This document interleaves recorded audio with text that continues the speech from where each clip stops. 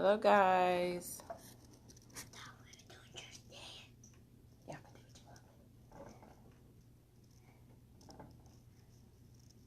I'm trying to get the children situated. Go play with Sissy. Okay. Okay, he doesn't want to. Hold on. I'm trying to invite some people.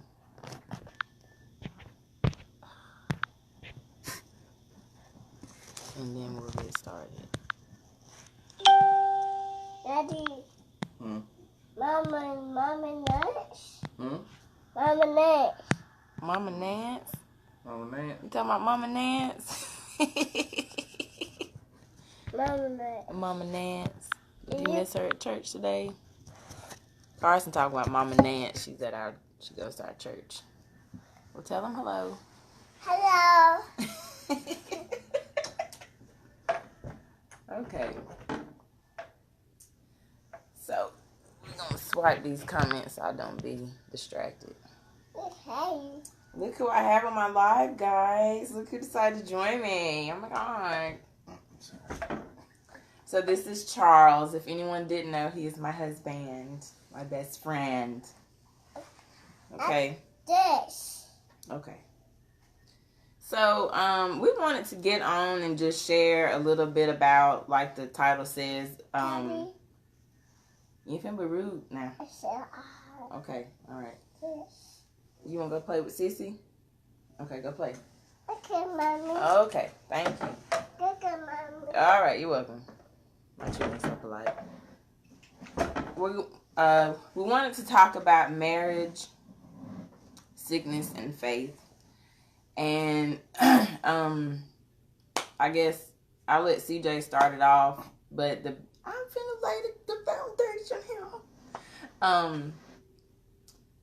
Just talking about marriage and coming together and different things that we walk through, and how sometimes we have to take turns being strong for the other person, or encouraging the other person, or lifting up the other person, because now we enjoy being married. We have a lot of fun together, and we know that God put us together, but it's work. It is work, and we have walked through some things, and we are currently walking through some things, and yeah, it's work. It's work, okay? And literally, we're having to have faith over fear. So, CJ, if you can just talk about, like, currently he's having to be strong for me, just like I had to be strong for him earlier in our marriage, although we've just been married for 3 years. And hey, everybody, thanks for tuning in. And please like and share this video, because we want to help as many people as we can, and encourage as many people as we can, because that's what we're about. So go ahead. What I've learned, you always hear the saying, and it sounds cliche until you actually live through it, is that marriage is a team sport. And we all know, as a team, you're stronger as a unit. But what we've come to realize is the enemy sometimes likes to divide and conquer. Sometimes he'll come at one spouse, and then he'll go at another spouse.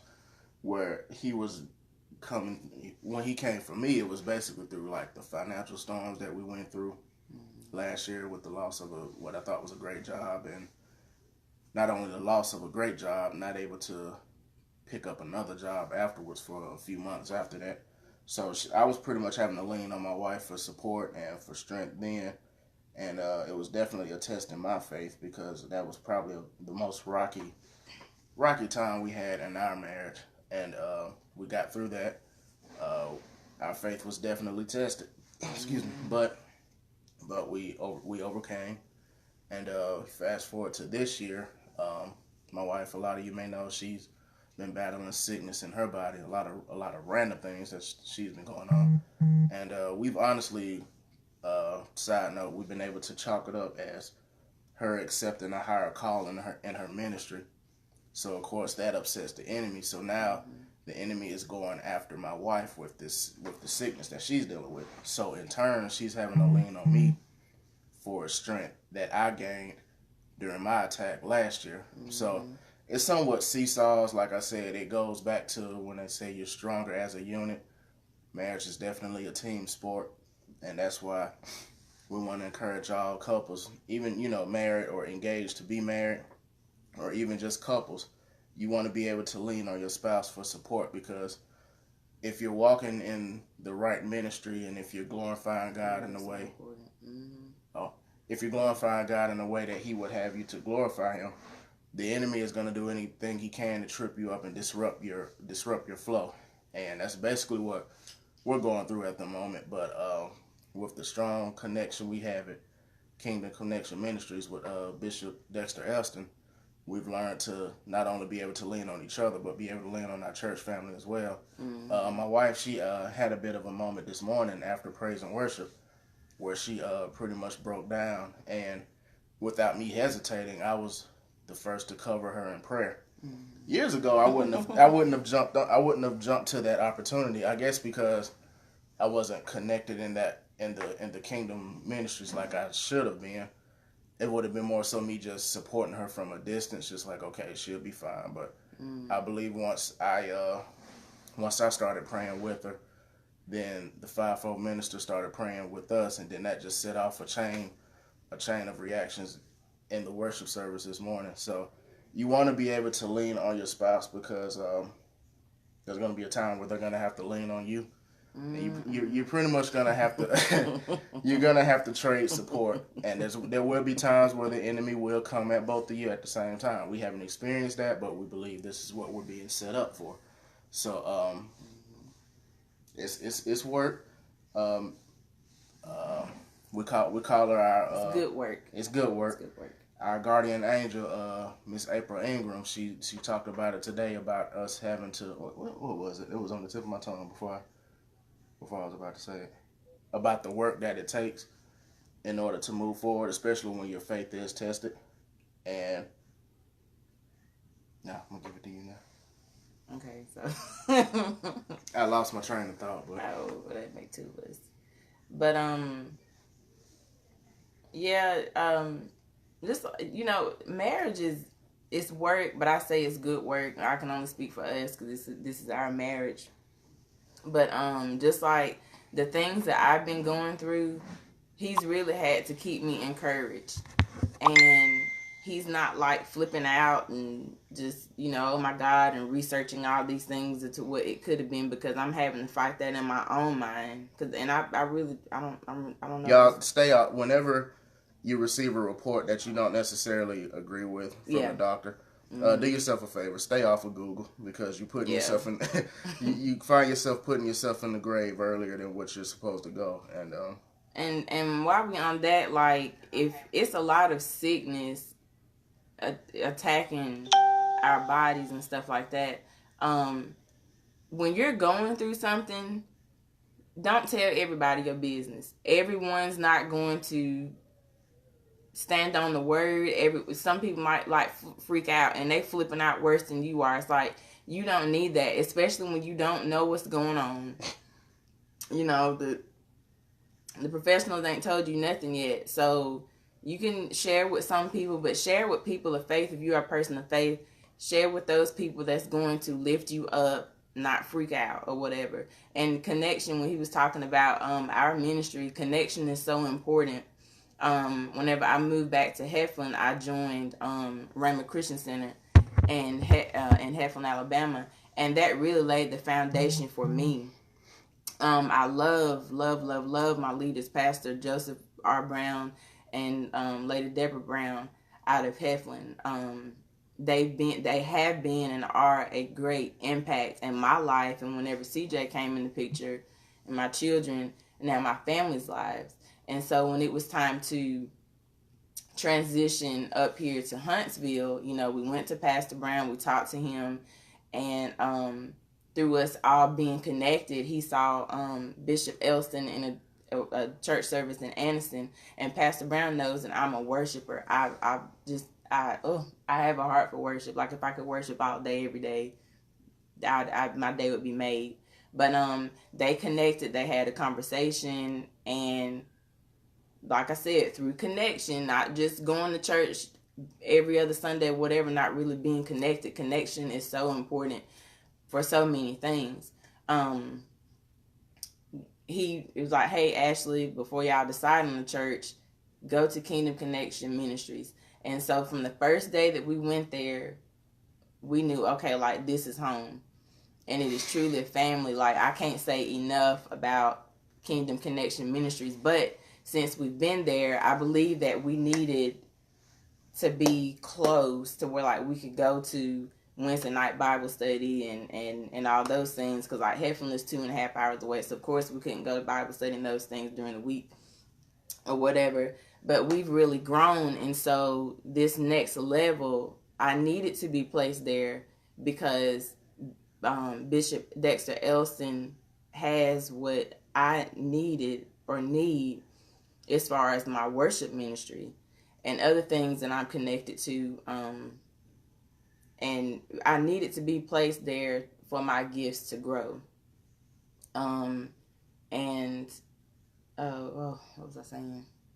Like, whatever I have going on, I can lose train of thought or I forget. So if I sound a little scattered, just please forgive me. I don't know what's going on, but this is fine. It's okay. Oh God, what was I about to say? Okay, and like my husband has grown so much. Lord have mercy, he's grown so much. Because see, I didn't know he was the first person that prayed for me in church today. And they was like, Trinity gave me my tissue or whatever. I was like, oh. And it meant so much to me because my husband has grown so much and I love him so much. And I just thank you for praying for me and being positive and uplifting and encouraging and just being a man of God. And so, like, we would go through different things in our marriage. And that's another thing, like, if you see things in your spouse and things are not, you don't feel like that they're not being how you feel like in your mind they need to be, go to God and pray about that. Don't focus on they're not doing this isn't that right, because you're going to frustrate yourself and you're going to be frustrated the whole time, your whole marriage. And so go to God, and your prayer should be, God, change them or make them into what you want them to be. And see them through the eyes of God. And that'll eliminate the frustration. You know, God, give me the patience to, as we walk through whatever with my spouse or whatever. Because who you want them to be may not be what God wants them to be. So I was like, Lord, make my husband into what you want him to be. So that at that point, he'll be what I need him to be. Okay?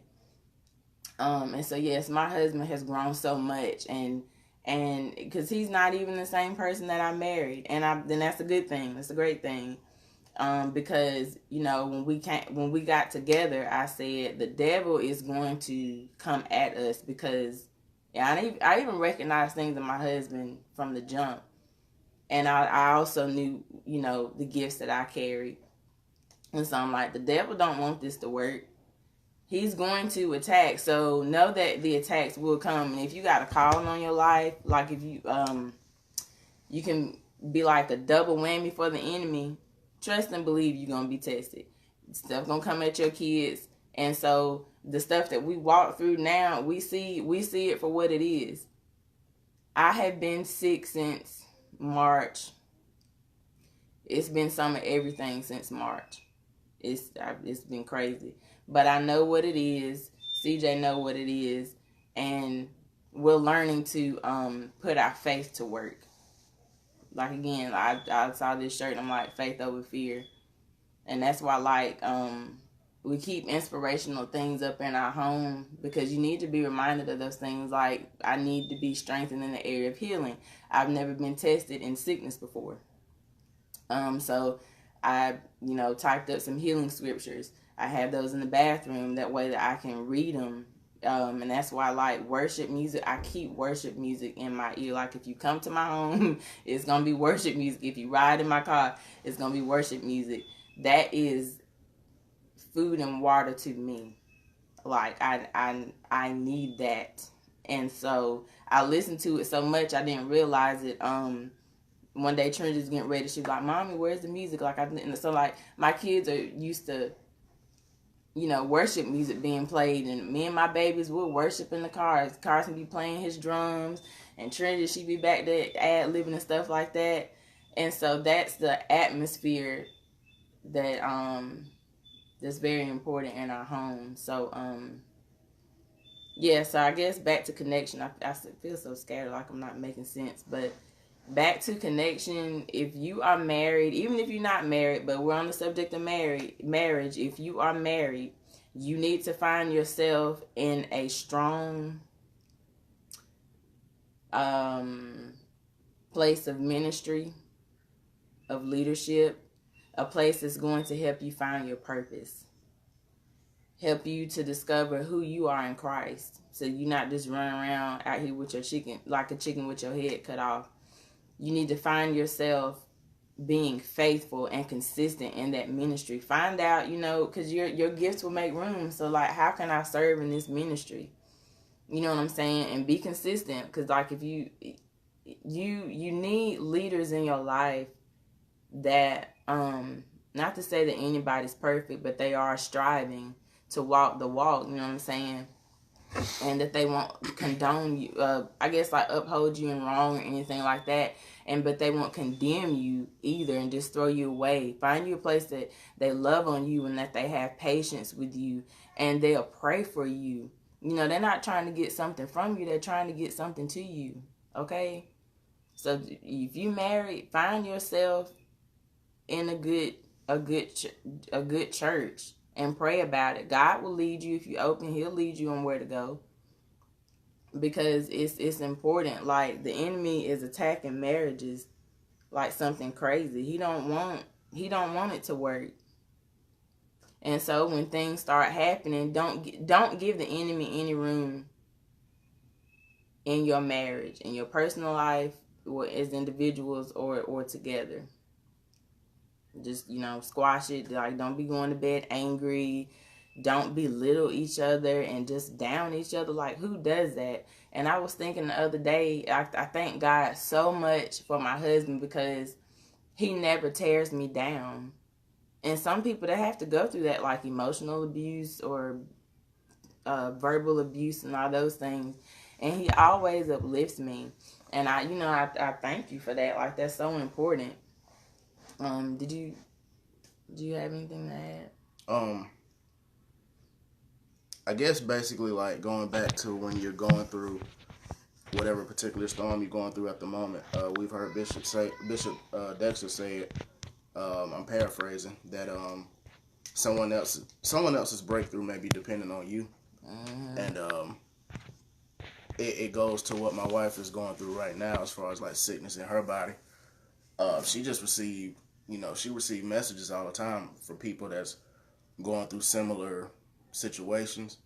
So, and I don't know if it clicked, but we see that as, okay, that's her opportunity to minister to somebody else, to be strong for somebody else that may be going through the same thing she's going through. Because when people reach out to her, that obviously means they see something in her, whether it's a similar situation or they see someone that can possibly be a stronghold and pull them through whatever they're going through. So even with your marriage, you and your spouse, believe it or not, you have other couples that may be looking up to you. And you have to watch how you conduct yourselves, as far as, especially when the attacks do come, because you don't want to be that couple that everyone knows. That goes back to what she says about everyone knowing your business. You don't want to be that couple where everyone on social media knows when you're having issues, when you're having complications, because it's one thing to open the door for the enemy, but it's one thing to just swing it wide open. And you want to be careful who you let in your personal affairs, because oh, baby, you did not forget. I'm sorry. And make sure you keep each other covered and don't leave yourselves uncovered. And because, like I said, your spouse, that's your best friend, that's your teammate, and because whatever they go through is going to ultimately affect you also. So you really want to just make sure you go through it together as a unit. You don't want to leave them stranded out there on that island by themselves, because one thing you don't want to do, and I'll close on my end, is you don't want to give someone else an opportunity to be a savior for your spouse. And there we go. Okay. So yeah, I know that I've been a little bit more open. Not really telling all of my business because it's a lot that people don't know, but I do understand that what we go through is not only for ourselves, it's for other people. So if I can reach anybody and just tell you that, you know, you're not by yourself, you're not the only person that's going through something. If you ever want to reach out to me, and I'm not going to tell your business. If you ever want to reach out to me and just maybe share some things, because some people, you know, they don't have anybody to talk to, and then the ones that they do talk to, they gonna tell them something wrong. And if you married, quit telling folks like your single girlfriend, like, girl, if it was me, blah blah blah. If it was me, well, it ain't you. It's not you. So quit telling the wrong people your business. Quit telling people, the yes people that's going to agree with you. You know, you need to tell those, and your spouse need to know too. Tell people that you can trust, a mutual party or something like that. If you're having problems, then, you know, you go talk to them. But don't tell these crazy folk your business. They're going to have you in divorce court, child. I'm looking at some of the comments here, and I see my sister Jalen Booker. She asked, "What advice do you have for singles?" We'll chat on that because we'll be here all night with that one. Not to discredit your question, but singles as far as what? I guess we want to know, like, what do you like? What avenue you mean as far as advice? Do you mean advice for seeking that spouse, or being that spouse that you would want someone to seek, or how, you know? Well, I know one thing. If you're having struggles as a single person, whatever the case may be, you need to ask God to, again, be in a place of, you need to be connected to a ministry that will help feed you and not drain you. If you're having struggles, what you don't want to do if you desire to be married, you do not want to take those struggles into a marriage, because it's like when you get married, you bring in two people and they're supposed to come one. So there's a lot of things that you have to fight through, because, you know, I was a single mom and CJ was, you know, okay, just let him, just hold on, guys, go play. It's okay. You gotta choose your battles, girl. Choose your battles. It's all right. We're experiencing the sibling rivalry now. It's starting to get a little bit more intense. Lord. What was I saying? Basically, so yeah, CJ was like a single guy. So, and y'all know the situation I came out of. I'm still gonna write my book. Y'all keep my eye out for that. So yeah, so like if those areas of your life are not dealt with properly, you're going to compound problem on top of problem. So that's one thing. Another thing, as far as the ladies, like, don't settle. You don't have to settle. I wouldn't advise leading with your bodies, and I would strongly advise don't let it start out in flesh, because, well, for one, if it don't work out, then you would not have given yourself away, you know. Oh, and another thing, you don't, if you've had partners in the past, and this speaks to people that are still virgins, and it is so important, Lord have mercy, Jesus, like when your mom and them tell you to save yourself, Mama Nance. and you want to see Mama Nance. You keep talking about Mama Nance. It's so important, and I realize it now, to really save yourself for marriage, because God created sex for marriage. And so you don't want to be in the bed with your spouse and then like you having all these memories and stuff. and heaven forbid, you know, you've been with people that can flip it, reverse it, toss it, whatever, and then you sitting in, I ain't talking about that, but I'm serious. People deal with that. Then they laying in the bed like, well, he don't do it like such and such and blah blah blah. Well, you married now, and then you put unrealistic expectations on your spouse because, you know, do you flip it first or do you toss it first? Whatever they want to do, whatever works for them. And you know, not to say that you condemn yourself for your past. You know, if you're not there no more, that's your past. But I'm just saying, for those that are, you know, holding on to their B card or whatever, you know, you haven't given yourself away, I highly recommend that you keep it that way. And when you get married, you'll understand, like, oh, that's why my mom said those things, or my dad, or that's why Ashley said those things, or, you know, whatever. And then, but, you know, if you have, you know, had partners or whatever in the past, it's okay, because you can start over, because we did not start out leading with our flesh, and we wanted to do things differently this time around. So, yeah, I guess that's one thing. Do you have anything from a male standpoint? Yeah, to her point about saving yourself. We love you too, Asia. And not leading with your flesh. This is 2018, so let's be real. Well, yeah. But I'm gonna give it to you from a male standpoint, and this is for the single women. The only time a man will have an issue with you saving yourself, and if you have an issue with you being celibate, the only way, how can I word this?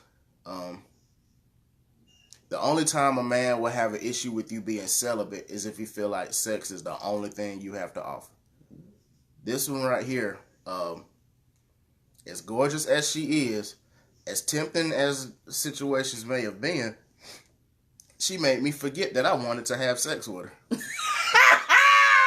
Because I mean, we had such a strong connection. We're both silly. We're both like food. You know, crap. Latasha crazy. So yeah, but that's yeah, but this is us all the time. Like, I wish we had we won't tell our business like that, but. Y'all, we be saying some crazy stuff to each other. It'd be so funny. We laugh all the time. You want make sure your spouse is your best friend. Yeah. Okay. Because at the end of the day, that's who you're gonna wake up next to. That's how you're gonna go to sleep next to. That's who you're gonna deal with the majority of the time. You don't want to dread going home to your wife or to your husband, because we deal with enough on our jobs,